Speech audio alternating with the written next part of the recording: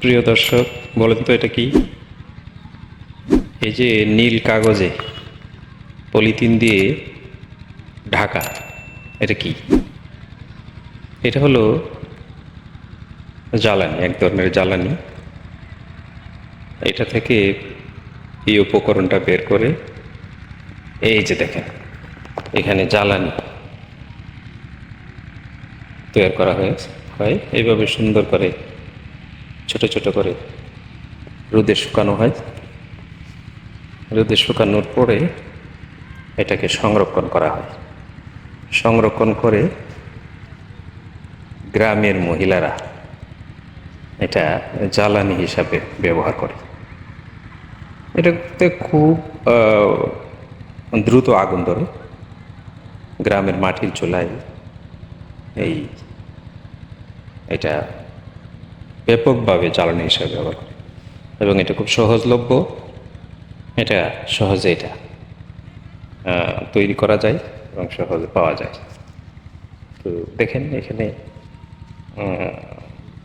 আরও আছে খোলা। তো দেখলে হয়তো আপনারা অনেকে চিনবেন যারা গ্রামে গঞ্জে যাদের বাড়ি। তবে যারা শহরে বাস করেন তাদের জেনে একটু কষ্ট হবে। তো দর্শক, এটা একেবারেই গ্রামের একটা ঐতিহ্য বলা যেতে পারে। প্রায় সব গ্রামেই মহিলারা এই জ্বালানিটা তৈরি করে এবং এই জ্বালানিটা দেখেন আরও সামনের দিকে যদি আমরা যাই তাহলে আপনি দেখতে পাবেন যে এখানে বেশ অনেকগুলি এখানে দেওয়া আছে। আপনি দেখেন এটা কত সুন্দরভাবে একটা জ্যামিতিক আকৃতিতে এগুলি এখানে রোদে শুকানো হচ্ছে।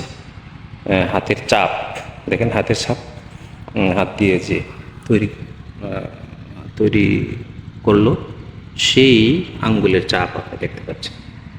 কত সুন্দর করে জ্বালানিগুলি শুকাচ্ছে। এই জ্বালানিগুলি তারা এই ব্যবহার করবে চুলায়। তো মূলত এটা থেকে গ্যাসের একটা উৎপাদন হয়। এই গ্যাসটা বায়োগ্যাস হিসাবে আমরা জানি।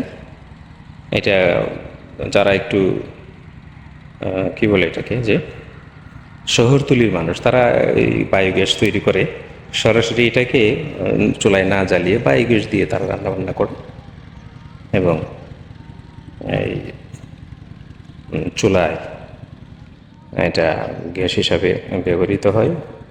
আর এই গ্যাসে আগুন ধরিয়ে তারা রান্নাবান্নার কাজ সারে।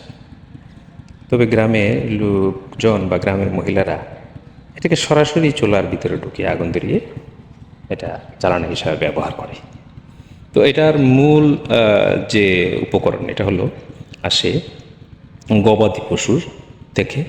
গবাদি পশু যে খাবার খায়, এই খাবার হজম হয়ে তার মধ্যে যে মল তৈরি হয়, এই মলটা যখন সে ত্যাগ করে এটাকে সংরক্ষণ করা হয়। এটাকে আমাদের গ্রামে বলে গুফর, শুদ্ধ ভাষায় গোবর।